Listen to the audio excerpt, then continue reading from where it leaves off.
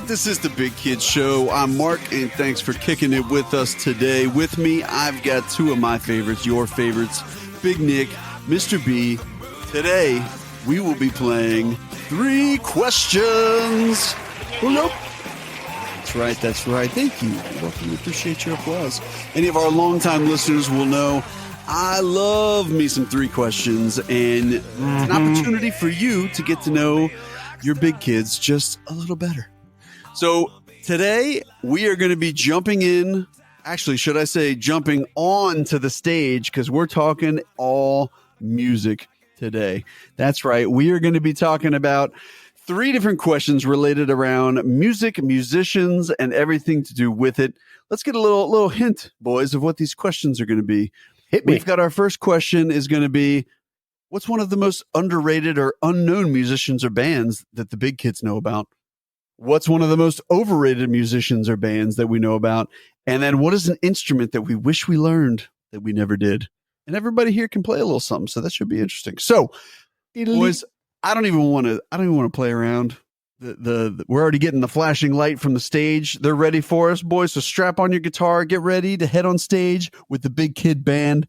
Big Nick, we did the guitar toss, and Yes. You won I backstage. caught it with my forehead. You did, Yeah, you did. And side note, that guitar is broke. Still have the imprint. Forehead stronger than the guitar. Yeah. That's right. So let's start off with this one, boys. Let's go with, what is one of your most underrated or unknown musician or band? Doesn't have to be a band. It could just be a musician. So Big Nick, why don't you kick us off with yours? I've talked about this band before on the podcast, and I'm very happy to be given the platform to discuss them once again. And that is, for me, since the time I was about 14, 15 years old, one of my top 5 favorite bands. And I'm talking about putting these guys in the conversation for Big Nick with bands like Led Zeppelin, Pink Floyd, Ooh, petty hitters. Guns N' Roses, Elton John, Billy Joel, like some of my favorites of all time. This is one of my favorite bands of all time. I've followed their career since I was a boy, since they first started. They started here at the local level in Columbus, Ohio. I love the band Watershed. And to this day, they continue to put out albums. Man, since I was like 1993, I believe they were starting to put out albums.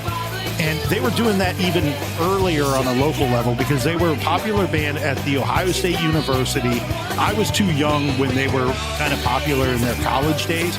But shortly afterwards is when I discovered them off of listening to the Blitz local stuff.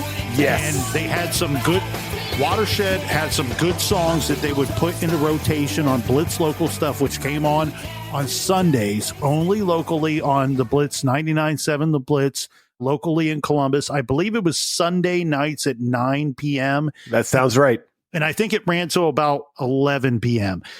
Don't quote me on that, but that's what my memory says. And I think that's pretty accurate, Big Nick. they were so good on the local level. Mind you, it's all local songs and local bands during the local stuff, obviously, but they would regularly get 2 or 3 plays during that 2-hour stretch. And it was a 3-piece band where both the guitar player and the drummer take turns singing, sometimes together. They both take turns being the lead singer on different songs. They're very much Midwestern, early 90s alternative rock, which is alternative rock is not my favorite style of music, not my favorite genre, but I don't know. It was like the first time I saw these guys and the first time I heard them on local stuff, I freaking loved them. And I still love them to this day. The guitar player, the bass player, Joe, who also sings, lives out in Washington State. He's a professor and author today. Wow. But they still get together and do a couple of local shows in the summertime here in Columbus, Ohio, like twice a year. And every few years, they still put out an album.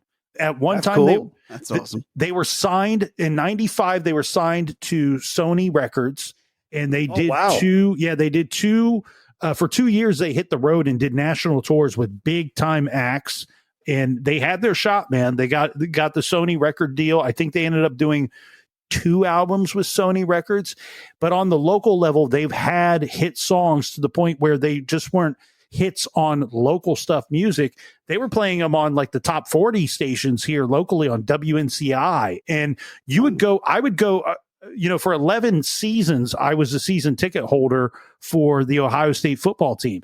And I would go to Ohio State football games and they would play some of their songs like, wow, that's awesome. Yeah. One of their songs that they played often at the Buckeye games was Black Concert T-shirt, which is one of their more popular songs.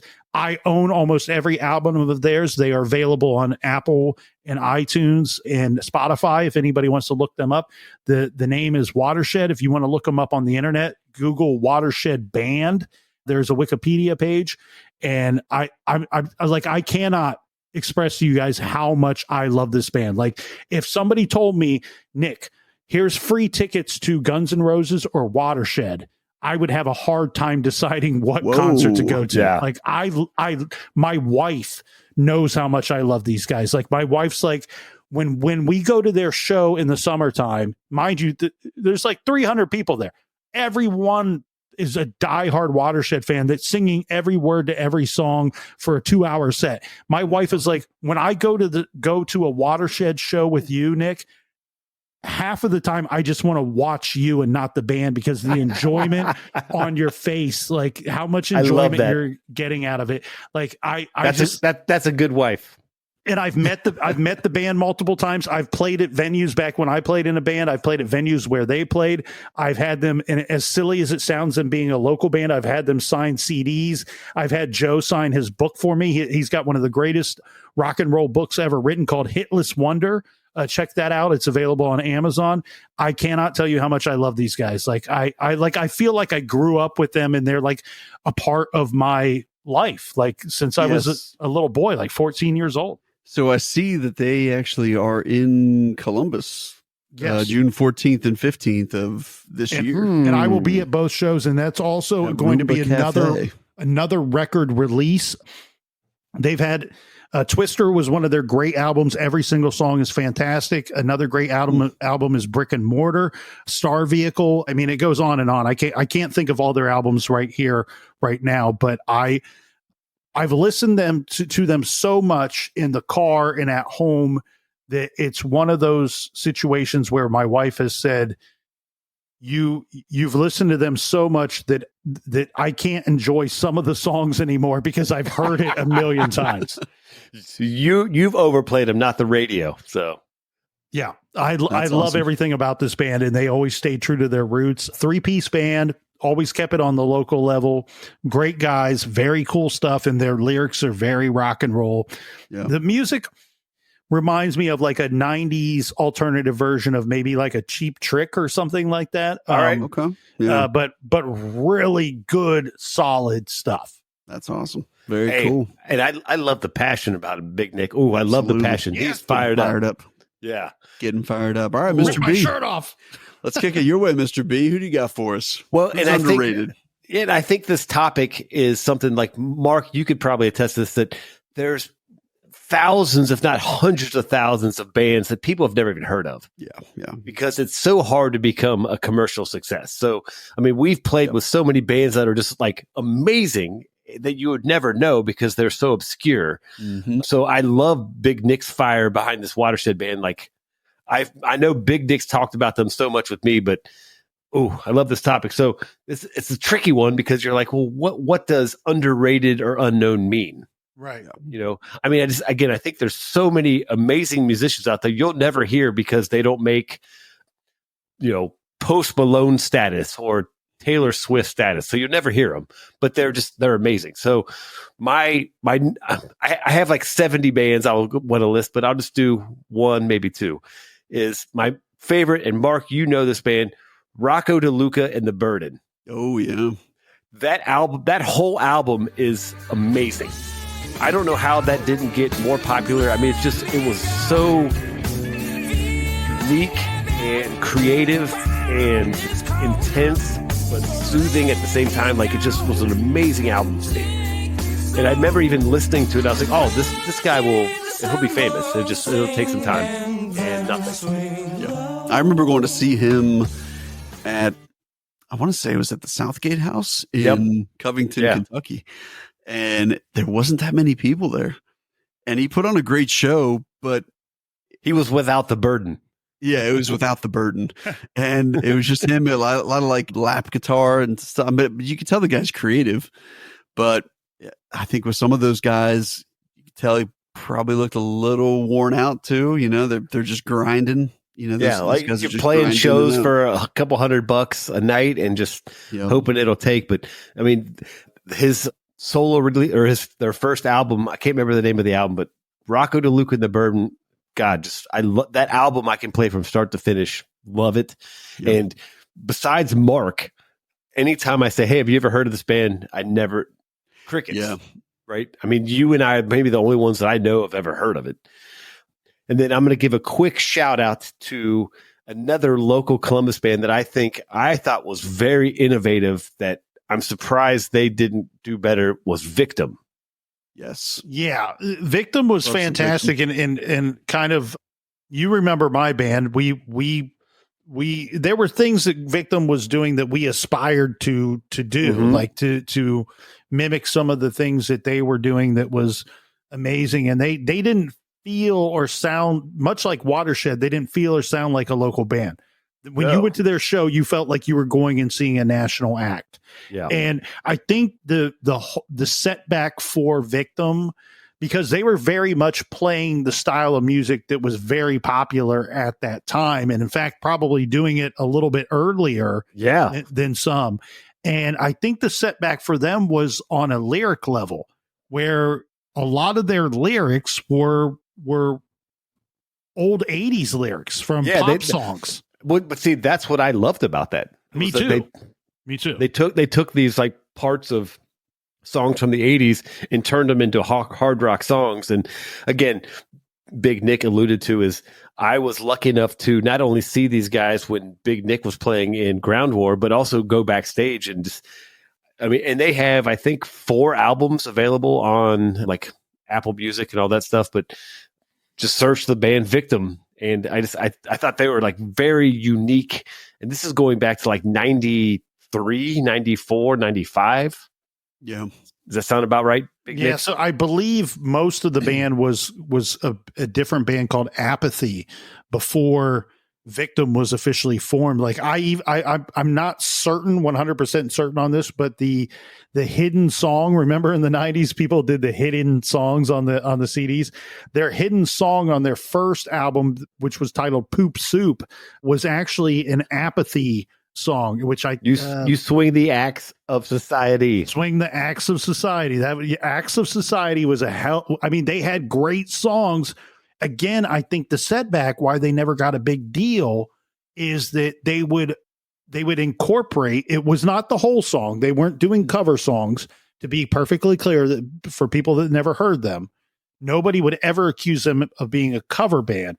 But they would incorporate these 80s lyrics into their songs to break down the bridge parts, sometimes the choruses. Yep. And I think that because of the limitations of the copyrights, that might have Oh, I held didn't them even think back. about that. held them back from getting a big record deal. Because I remember being at a Victim show on occasion where there was rumor that there was big label scouts there checking these guys out.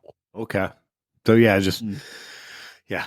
I think there's just hope everyone realizes there's so much underrated music out there, and kind of sorry to jump in here, but like if you guys remember, even in the 90s and even 2000s, you could go to a local place and just watch live music. I don't think that even is a thing anymore. It's very rare to see like just a local band like the Alrosa Villa in Columbus. Pick a Friday or Saturday. You mean without it being cover bands, correct? Yeah, like you're going to go and just see live, local, original music and see amazing bands that have poured their hearts into this music. You just don't see that anymore because it's hard to do. Like with technology and the cost of all this stuff, it's just harder to find. And it's sad. Well, Well, and I think there's so it's- many people that have the capability of releasing stuff now that it almost, if you look on Spotify, I mean, you can, like, I just looked up Victim on Spotify and they've got 4 albums on here. Yeah. But I think there's so much content that it's it's tough, and it becomes what rises to the top in the sense of what gets pushed in people's faces the most that they go look at. I was doing a little looking with the research team while you were talking, Mr. B, about Rocco DeLuca, just to see what he's up to. Because you're right. I mean, that album was fantastic. I guess he did some solo stuff, but he had a song that was on the Red Dead Redemption 2 soundtrack. Oh, really? Rockstar Games, because when I went to his profile in Spotify, there's quite a few songs in the couple 100,000 streams, but that one specifically has 16 million streams. Because he was tied with a video game that sold lights out. One of the big greatest selling video games of all time. And I've played that game. I didn't even know that was one of his songs. Yeah. I mean, clearly it wasn't his lyrics, though. It was probably just the music, right? There's some singing. It's as soon as I heard the song, it reminded me, it's like one of the parts where you're traveling the road and there's music. Like it's kind of like you're still in the open world and you're controlling your character. It's near the very end of the game. Okay. It's only like a minute and 45 seconds, but yeah, it's kind of crazy. But no, you're right. I mean, there's so many talented people out there. I think it's really definitely. Also, One Finger Grip was an amazing band that never made it. One Finger Grip. Give them the shout. Love those guys. Mark, boys. I got to hear yours, buddy. So I'm with you. I kind of wanted to go a few different directions. I know we've talked about some bands like 12 Foot Ninja and stuff like that previously, and they definitely would fall into this category for me. But I actually am going with one of my latest obsessions here. And this is actually one guy. So he's just a musician. It's not a full band. But this guy just continues to put out awesome music, whether it's by himself with, partnered up with some other people. And his name is Rabia Massaad. And if you've ever seen him, he's got the giant Athlete's guitar. There's typically no vocals on the majority of the stuff that he does, but he's got solo album that he's came out with 4 different versions. They're called Grinding Gears. And there's 4 different albums, so Grinding Gears 1, 2, 3, and 4. He's been in bands like the Totemist. They just released a new song recently that I would recommend both of you guys check out. His new band name is called Vower. VOW. What kind of music is it, Mark? So it's hard to describe because if you listen to his albums, I would say the majority of it is rock, hard rock, metal. But on some of the albums, it'll be ambient, clean stuff. On some of it, it'll be like 80s hair metal. Oh, so he's all over the place. He's all over the place. And I like that even more. His talent is immense, and a lot of the stuff that he records, he plays the guitars, he plays the bass, and he lays the majority of the drums. Will you spell his name for me? Yeah, so his first name is Rabia, Rabea, and then last name is Massaad, Massaad. Okay. So I will say he started to get a little bit of pub here. I would say maybe just a month ago, he got signed on as a signature artist with Ernie Ball Music Man. Ooh. And they just released his signature guitar about a month ago. I mean, Ernie Ball starting. They don't mess around with. If you become a signature artist, you probably know what you're doing on guitar. Yeah. So he's from England, but yeah, he has his own. He had been with Chapman Guitars previously. One of his, Rob Chapman, who was one of his former bandmates, started a guitar company, and Chapman Guitars. So he had a. So Mark, we need you to get that done so we can get some free guitars, buddy. I know. Hey, I've been trying to work on it, and the best I got is some Sweetwater candy. So, been as good as it's gotten. But no, seriously, I would recommend checking this guy out. He is incredibly talented. He's got a YouTube channel. So a lot of the songs that he has, like on his Grinding Gears albums and things like that, he might write a song as a part of like a gear review, and he'll use the gear and make a song out of it. And the thing is, the songs are they're killer. Like they're killer songs. The riffs are amazing, amazing guitar player. Definitely somebody to aspire up to. So yeah, definitely go out and check out Rabia. He will make it worth your while. That's for sure. You will not be disappointed. Cheers to that, buddy. Absolutely. All right, boys, let's move on to number 2. I'm going to save the overrated for last. Let's get into instruments. So what is one instrument that you wish that you learned? Mr. B, let's reverse it over to you. What would you pick? All of them. Is that an answer? Yes. That is an answer, but we will not It's not the accept answer that. we're looking for. Okay. So I have to pick one, of course. So one that there's a lot of instruments I wish I would have learned. I know a lot of instruments. I play guitar and bass. I can play the trumpet and the baritone, but one that I guess I wish I would have stuck with now, knowing that my music career would have went to, is the piano. Yeah. But at the time, when you're a kid, piano's not exciting. No. You want to play the electric guitar, But I wish now, in hindsight, I remember even taking piano lessons and learning the basics, and just obviously lost interest. Yeah. But God, I kicked myself that I didn't stick with that, because it translates over to all music genres. Yeah, it really I mean, does. some of the best musicians, you could name them, they probably can play the piano. Mm-hmm. And I kicked myself. I didn't just stick with that. So piano is my number one pick. My number two is the accordion. Oh, I like it. And then also I'll throw in the bagpipes. But the piano, I'm just mad at younger Brian. It's not too late. It's not too late. I know it's not too late. There's still time. But you know what I mean? Like, Mark, a lot of times, even when we're writing songs, like, how much would that help just to have piano knowledge of keys and tones and what we're doing? Just quickly be like, hey, what if we do a little dun, dun, dun, dun, dun, and just Blues Riff and B, follow me for the changes. Yep. There it is. I'm with you. 100%. No, that's a good choice, man. And you're right. Piano really stretches the gamut across all genres. I mean, you could find a piano in any type of music.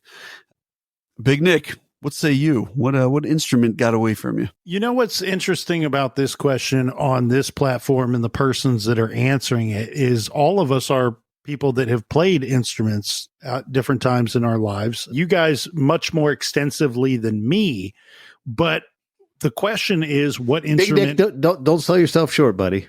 What instrument would you have always dreamt of, being able to play, have an ability to play? Well, there are a lot of people out there that have never had the ability to play any instrument. Touché. So that leaves the whole rainbow of instruments for them, where the three of us, as said, we've been able to play, and we've been fortunate enough to play some instruments in our lifetimes. And so that takes some of them off of the list, right? Due to the nature of the question. So my first gut reaction to this question was the cello. Cello. Because I think that the cello is one of the most beautiful sounding instruments that exist on this planet. Yeah. Nailed it. I think that it might be, we talked about underrated here just a second ago. I think that it might be the most underrated instrument on the planet. And that's just my humble opinion. Everything hits everybody's ear differently. But for Big Nick, the cello hits my ear, and baby, does it sing. I just love to hear the cello. Now, I'm not going to pick the cello because because when I was a little boy in 5th grade, I joined the orchestra, and in 5th grade, I played the violin. And I'm not pretending to be a great violinist. I was in 5th grade. I was like 9 years old, right? Like,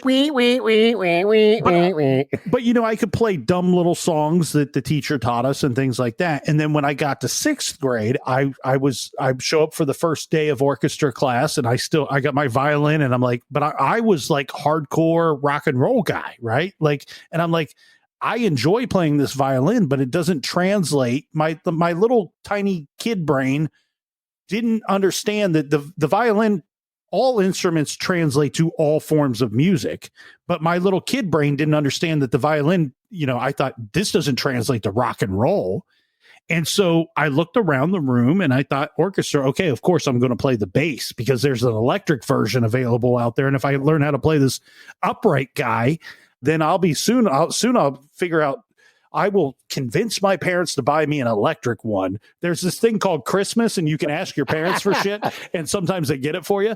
And usually not. Yeah, I figured I might score me an electric bass. And I had already had an amplifier because I had, on a previous Christmas, requested a guitar. But I'll tell you this, boys, and I envy you guys because you both play bass and guitar and several other instruments. I was limited to 4 strings. If it got above 4 strings, I was out of answers. That's too many strings. Yeah, Get it out of here. it's just too much for Big Nick to handle. So I played violin in 5th grade and transferred to the bass for 6th, 7th, and 8th grade, always attempting to play the guitar along the way. Never could sort it out. Now, here's the reason why I didn't pick the cello, though. When I was in 8th grade, I frequently found myself over with the cellist because, look, they're stringed instruments. They're all 4 strings. It's not a lot of that shit translates from one to the other. Oh, yeah. So if you could play the violin and you could play the bass, you could fake your way through playing the cello for a little while. And I did that, or vice versa. Yeah, on many occasions. And so when I left 8th grade, I had the ability to fake my way through the cello, could play the bass and the violin, and I hate myself for dropping out of orchestra once I hit high school. I thought I was too cool for school and playing on the football team and other things. I was busy, and I hate myself for quitting that. In my years, I revisited the guitar many times. I even picked up the harmonica for a while.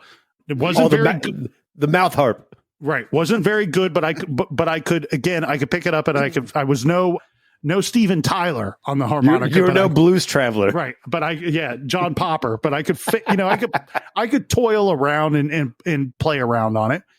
And still to this day, I can do that with the guitar and the bass and stringed instruments. The stringed instrument that I have to pick, same as Mr. B, the piano, baby. That is where it's at. And 2 for 2. And I found, like I talk about something hitting your ear and the way that it hits your ear. For me, even as a little boy and still as an adult, there's something about when you have a band that is rounded out with a piano, like there's a different fullness, there's a different ability, there's a different sound to it. And like I've gotten to the point where every band without a piano or a keyboard is like secondary to those that have piano and keyboard. Like, and I will say this, like my favorite, 2 of my favorite artists of all time from when I was a kid until these days have been Billy Joel and Elton John. Those guys are magic men on the piano.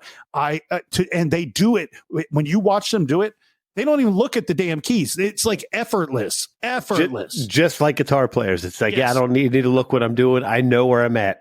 It's an extension of their body almost. And it's amazing the way that those guys and so many others and so many women as well can play the piano, that I am so envious of that. And if I could have go back in time and signed up for some lessons as a kid, that's the route I would have went, piano, because I think that's the songwriter, right? Like, isn't that the ultimate songwriter instrument? Of course. You have access to, like 12 keys or 12 different.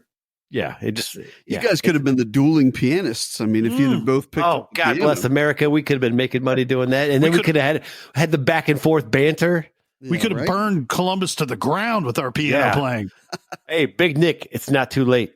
It's not too late. People set their guitar amps on fire. You guys set pianos on fire. I still have 8 fingers and 2 thumbs. I still have 8 fingers and 2 thumbs. There you go. I didn't lose a finger in shop class like a couple of kids I know. Oh, we should have. To add on to you there, Big Nick, I almost picked the cello as well. The cello was I love you, buddy. Cello.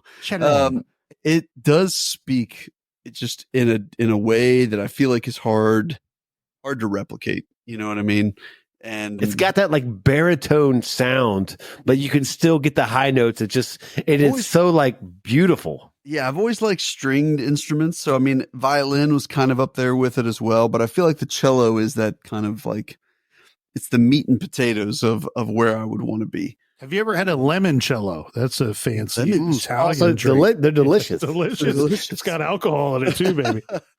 The piano is very high on my list as well. I mean, I can play a little bit, but it definitely is something that I feel like if you can play it, you can be a one-person band playing and singing, right? Yep. I mean, it's kind of like a guitar in the sense of you can run it yourself. You can play the piano. You can marry Christy Brinkley. Billy Joel proved that to all of the world. But I think for me, it's going to come back. I think it's going to come back to drums. It's going to be drums for me. Well It's the played. drums. Drums was the one that I drum? wanted to play first as a teenager, and I ended up going the guitar route. But I think for me, drums are just fun, right? Oh, you get a bang on shit. Yeah. Yep. I mean, they're just fun. Like, I don't really know if I even have to explain that much of it. To me, it's just No, you don't. being able to pound on stuff, and then, to be able to kind of come up with cool rhythms and melodies, rhythmic melodies. There's just a lot of promise there. So I'm going with the drums, boys. How Hey, about Mark. this? That'd be my Go ahead, Mr. B. Go I'll ahead. say, like, Mark, I've known you for a long time. I did not think you would pick the drums. yeah. It's Wow, you just blew my mind a little bit there because See? I've been around you for a while, buddy. We're pretty much soul brothers, and the I fact know. that you picked the drums, surprise. So I was going to ask Sweetwater, who is your favorite drummer? ooh, Could you narrow it down to one? If you can't, we understand we're all music lovers here. It's difficult to narrow it down to one. I mean, it is tough. I think probably one of my top ones would be Danny Carey from Tool. yes, A fine choice, my friend. I love the reaction for both of you there. I just the ability to be on time but also off time, but to make it feel, I don't know, just I love that ability, because there's nothing wrong with a good 4/4 song, but there's something to be said about a song that you think it's 4/4. Wait, did that just go into 3/4? and then I it think goes to and then it goes to 312, and then it goes to 3/4 again. I think it's back to 4/4, and now 6/4. Wait, what the hell is this guy doing? But Yeah. for some reason, I can still connect to the song. You know what I mean?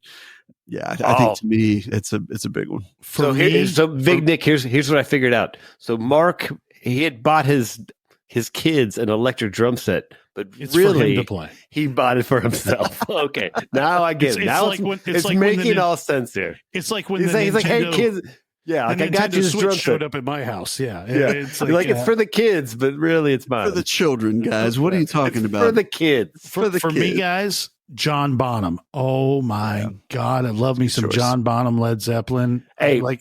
and even when I get tired of Led Zeppelin, which don't anybody throw eggs or rocks at me for saying that. I They do get get played a tired lot. of Led Zeppelin on occasion. I never get tired of John Bonham though. Like his contribution to those songs was amazing. And anyone that plays the drums now, if they don't say that they weren't he wasn't at least an inspiration, is an idiot, because he was doing it before anyone was doing it. So Idiots. wow, Mark with Idiots. drums. That's just Mark, out of that's left awesome, field. buddy. Good for you, buddy. Boom. So there we go, boys. All right, let's get into our last question here. This is good. This is going to be an interesting one here. What is one of your most overrated musicians or bands?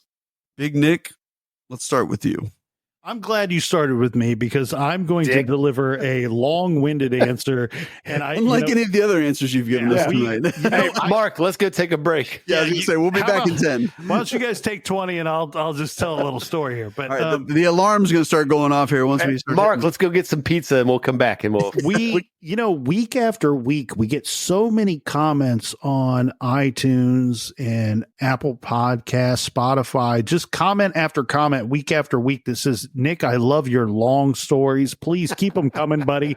We want more 20-minute answers from Big Nick. And so, Yes. all right, Is we're that about true? 45 seconds into this 20-minute answer, but no, Here we go. I'll try to keep it brief. But I do have a lot of, remember what Ricky had to do with Lucy?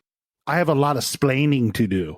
So, Oh, Lucy, I'm here's a little splaining for you, mansplaining, if you will. Overrated musician, overrated band. This was like in the history of the Big Kid Show might be the most difficult question for me ever. Exactly. I felt so, anytime I picked a band or an artist, I felt so guilty picking them that I was like, I got to find somebody else.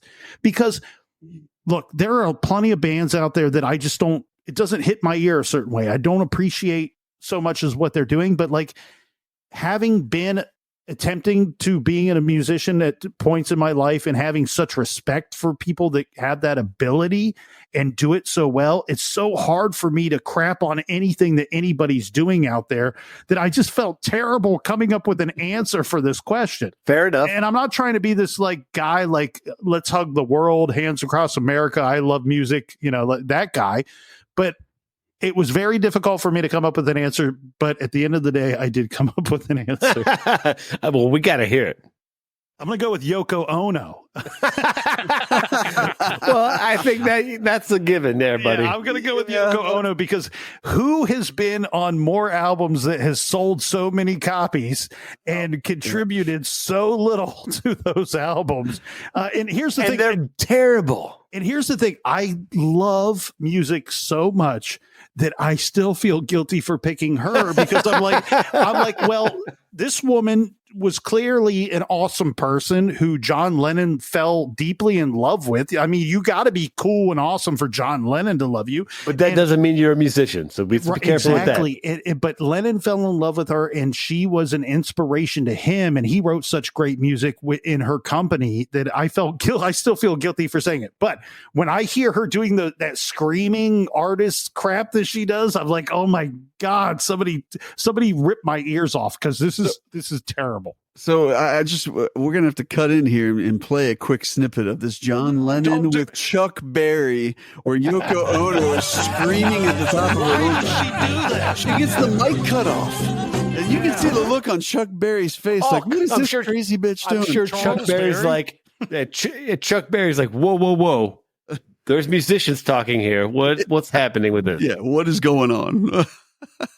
Well, Big Nick, that's a solid pick, buddy, for sure. Chuck Berry's trying to play some music, and Yoko Ono goes all Cannibal Corpse on him, like just sort of screaming into All right, wow. So I mean, I don't think anybody can argue with that choice. Nope. Big Nick. Paul McCartney agrees with my answer. Yes, 100%, 1,000%, and Ringo and everyone else. Yeah. Oh man, Mr. B, take us out of Yokoville. What do you got for us? We need to escape Yokoville as quickly as possible. So this one gets tough for me too, because like when you think of overrated, so like what does overrated even mean? So like there's tons of very popular bands and musicians that to me, I don't know if they deserved it. Like in terms of like, did they just have the marketing behind them and that kind of stuff? So one band I'm going to pick, and it's probably going to piss off a lot of people, but do tell. But hang on. But this is a band that like I've asked multiple people, it's like, hey, do you like this band? They're like, nope. And like goes over years of asking this. I'm going to go with U2. Oh, U2? And I'm not saying that U2 is a terrible band, but I feel like they're extremely overrated. I feel like they're almost forced down our throat, not only with the whole iPhone thing. That was ridiculous. That was ridiculous. Damn, but that even was like terrible. It still gets played on my phone. Yes. Even in movies in movies and shows, like they're like portrayed as this great band, but like listeners, ask somebody, name someone that YouTube says that U2 is their favorite band. I would love to hear someone say, oh, U2 is my favorite band, because I think that's bullshit. I don't think that exists as a person. It almost feels like we, the big kids here, the three of us big kids, not all big kids out there listening, but we, the three of us, I feel like we're like 10 years too young for YouTube. You know what I mean? YouTube, like everybody that loves YouTube, they seem to be like in that 8 to 12 year older range than me. Maybe. Yeah. But it goes back to like, I've listened to U2. I've heard their catalog and I'm like, all right, they're pretty good. They're all right. I do like one by them. One song. No, the song One. Okay. And I do like, I'll probably mispronounce this. I do really like Achtung Baby. Yeah. Baby. Yeah. Those are their two hits. To me, well, they had multiple hits, but those were the two that I enjoyed. Well, but I think they are an example of like, to me, like that they're okay band. They weren't terrible. I mean, they clearly are musicians and good, but like something got behind them and pushed them in terms of marketing and production to make them just be more important than they really were. That whole Joshua Tree thing, and there was this movement for a while that that youngsters thought that Bono was going to change the world. And look, Bono's a cool guy, but did he change the world? I don't think so. But that gets into this whole marketing thing. It's kind of like, I mean, examples would be like Kiss. And these other bands where like you kind of take the like, all right, they're okay, but we can take that. I mean, Taylor Swift is probably another example of like, all right, is she the greatest singer that ever existed? No, but she is a person that they've taken popular songs and then molded her into this thing. Do you guys hear that? What's that sound? Oh shit, that's the Swifties. They're coming at you, Mr. We're surrounded. Hey, for the record, I want to go on the record. I do like that "Cruel Summer" Swiftie song. I like the mean. You remember that? Why you gotta be so? You're mean? missing my point. Give her credit that she at least writes her own music. I will say that that's a rarity for pop. Well, stuff. hang on. Question: do you really think she writes all her own music? No, I don't know if she writes all of it, but I have seen there's a documentary on her about when she came up with a few of the hooks for some of her massively popular songs. Turns out Big Nick and Sweetwater Mark have been writing all the Taylor Swift songs. Welcome, America. Why do we not have millions of dollars? You watch your mouth when you talk about Taylor Swift. I see what you're saying. Like, you see my point, let me cut in for a second. Okay. I think you're spot on with it because they are held in such high esteem and high regard, like across the board. Like they're like, you hear on TV and radio that they're one of the best bands that have ever existed. Yet you're exactly right. I've never met a single person that has told me that that's their favorite band. Like, ever. I've never met that person. I'm sure there's a person out there that exists that thinks that, and his name is Bono. But I think that, but I've never met Bono, so I've never had that conversation. Well, and I think, to your point, Mr. B, Edge too. I don't dislike, I don't hate a bunch of U2 songs. No, me either. But for the majority of them, it's very like, it's okay. But to your point, the whole thing about being overrated doesn't mean you're bad. It doesn't mean you're a bad band. So I think that's the thing to make very clear for the listeners out there is we're not saying that U2 is bad. It's, are they as good as everybody makes them out to be? And I think you hit it on the head. And by everyone, it's like, I feel like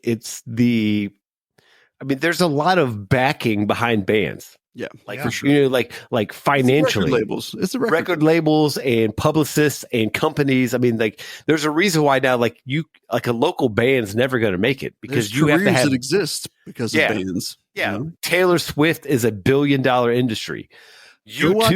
Go watch This Is 40 and you'll find out what's Paul Rudd. He's trying to back the one guy who's like super old and he's trying to reinvent him. But even like U2, I think was an example of that. Even back in the 90s, of like they just had this backing of, for whatever reason, like, no, these guys are still amazing. Everyone needs to listen to them. Let's force them onto your iPhone and let's make it be part of all this stuff. Even though, name a person that's like, U2 is my favorite band. Yeah. I told you his name is Bono, and there's another guy. His name is The Edge. Besides the four people in the band, to your house right now. I will take Bono out, no problem. Bono's like 70. Mr. B, is that you, Mr. B, or am I talking to Mark McGuire right now? Because you're hitting it out of the damn park, son. The thing here is, you want to talk about backing of a band. There has never, ever in the history of music been any bigger backing of a band than Apple putting U2 on every damn iPhone that came out for like a year, and you couldn't get it off of you. There was no way to get it. You couldn't delete it. I even tried. To get it off of your phone is to run it over in the street, run the phone over in the street, and pound it with the your next phone. Yeah, and it's going to be on your neck. If you go and you get another phone, you're like, I have to upgrade. What kind of phone do you want? I want the one without the YouTube album. That's going to cost you extra. And they're like, that doesn't exist. Like I said, shit. Like, so I don't know about you guys, but like sometimes your phone will just play, like when you connect to a car, it'll just randomly play something in your Apple Music. I don't subscribe to Apple Music, but I have songs saved, and it's not a lot because I use mostly Spotify. So I can't tell you how many times I got in my car and a goddamn U2 song came on, and I'm like, what the fuck is U2 playing? Like, what is happening? I did not press play on this. Yeah. So yeah, clearly that's my pick. So Absolutely. No, I think that's a quality choice. Before Mark gives his answer, if we do not end this episode with U2 1, I will lose my mind. We'll have that I think at I'm the going end. to lose my mind. Well, boys, to transition to mine, my choice is going to be what everybody, it's on the lips and tongues of everybody out there. hey, Mark, you're speaking for the people. I'm speaking for the people here, and is this going to make some people mad? Yes, it will. Maybe. And those people have terrible taste in music. Oh, Exactly. That's all I'm going to say. That's my dog. And are these guys good at writing popular, very basic, predictable songs?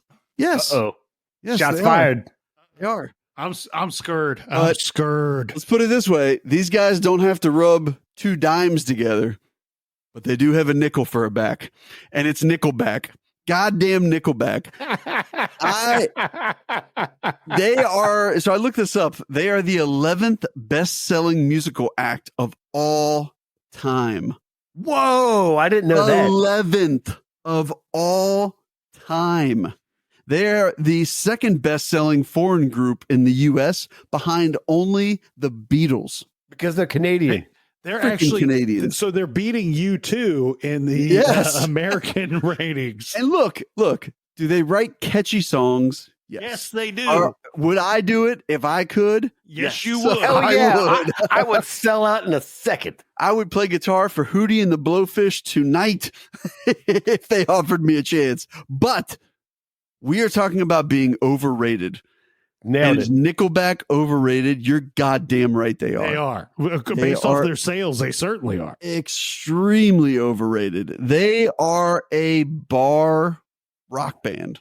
Like they sing very basic, simplistic. I mean, essentially pop style rock songs. It's pop rock songs with, it's And four, look, 4 with 3 chords and at the risk of angering a lot of listeners out there, there was an old proverb was spoken to me once that never rang truer. And that Three is that chords and a cloud of dust. pop songs are nursery rhymes for adults. ooh. I said it. Pop songs are nursery rhymes for adults. That's why they're so popular. And They're the popular because they're easy to remember and they repeat the same thing over and over again. They're repetitive. They have predictable choruses and hooks flows. and Yes, it's But very not only that, and it's You- not too aggressive. It's just That's like right. it's rock but not rock. It's pop but not pop, and exactly. it's Canadian, so it's not even offensive. Canadian, eh? I don't even think that you have to have been a person to ever write a song or have the ability to write a song, but the predictability is funny to me that you say that, Mark, because it's like they were one of those bands back in the day. You might be hearing a Nickelback song for the first time on the radio and you could kind of guess 5 of the words that would be in the next sentence of the lyrics. You're like, Or like Now- you picked out the melody in the first 15 seconds of the song. And you're like, I Be can that already being sing the said, song. though, Mark, would you and I join that band right this second? Tonight. I would be your roadie. I would yeah. change bank accounts with them immediately. And Big Nick as a roadie would make more money than he would ever make yes. ever. So but look, we're Is there not some jealousy involved? Maybe maybe there a is. little bit, but we're talking bit. about overrated bands. Let's And again, create, it's not. I'm not saying the music is horrible. They're talented guys. They obviously know how to play instruments. They know how to write songs. They know how to put together catchy songs that will catch people's attention. Look, let's create a little bit of talent to that. suspense for the listeners out there who are loving this episode. I know people are, hey, turn off your car, stop driving. I understand that this episode's so great. Don't drive yourself into a ditch. You don't be one of those big kids, right? Be a survivor. that's Be a right. survivor. We got a traffic wear stop a here. helmet, Wear a helmet and a seatbelt while you're driving and listening to the safe. big kids. Be safe. But little suspense. We won't end the show with Yoko Ono. No, we do not. Nobody would do that to another human being. But we will end the show with either U2 1 or Nickelback. Nickelback, I want to be a rock star. There you We're go. going to little suspense. It's going to be one or the other. Maybe we start with one and end with the other. Oh, or start with one and end with the other. Well, guess what? It's all up to Mr. B, so it's all on me. It's all on me. I don't know that it's all up to Mr. B just threw his whole collection into the trash from those bands. All right, boys. I know we could do honorable mentions for days. Let's do one honorable mention. Just number one. Here we go. This last overrated one. Give me one honorable mention of an overrated band. Mr. B. No, I will say, let's start with Big Nick first. Okay. Big Nick. God, it hurts my heart to do this. I don't know that I could give another number one. I will say that if we were listening to the radio right now and just like random bands, singers, songwriters came on, there would be one that would jump off of the page within the first 45 minutes for me. But I don't know. I have appreciation, and it's hard for me to pick somebody. But I will say this. Not for the opportunity of kind of backing out of giving a real answer here. I support both of your guys' answers. That was a very backing out. That's very political. Good job, buddy. All right, then I'll go with. I know I already said Taylor Swift is kind of on my list there, but I'm going to go with Five Finger Death Punch. Ooh, Five Finger Death Punch.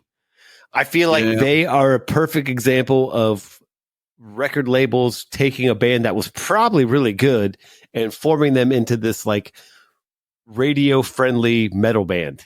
Yeah. They definitely got the treatment. I will say that. And so like initially I really liked them. I was like, oh yeah, I like this aggressiveness. And then listening to more of like, I can't even listen to this stuff. Well, I read the book from the drummer, and let's just say that band is a shit show. Yeah.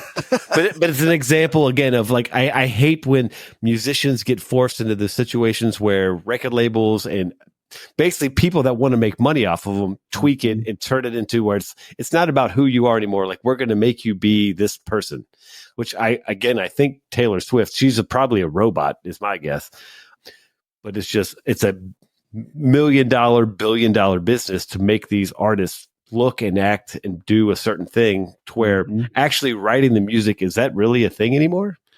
Yeah, no, I'd agree. Will I get stoned to death in town square? Will they tie me up and throw rocks at me until I die for saying this? How about, I hesitate. Don't hate me, America. Avenged Sevenfold. I think. Oh, I another example. agree with you there. I'm sorry, but I think those guys suck. It's another example though. Fan. Yeah. Like, I mean, I think talented musicians. Agreed. Yeah. I think talented musicians, but it turned into this like corporate bullshit music, like where it's just like very bullshit. Yeah. Well, I'm going to go back to the one I already said, and that's Hootie and the Blowfish.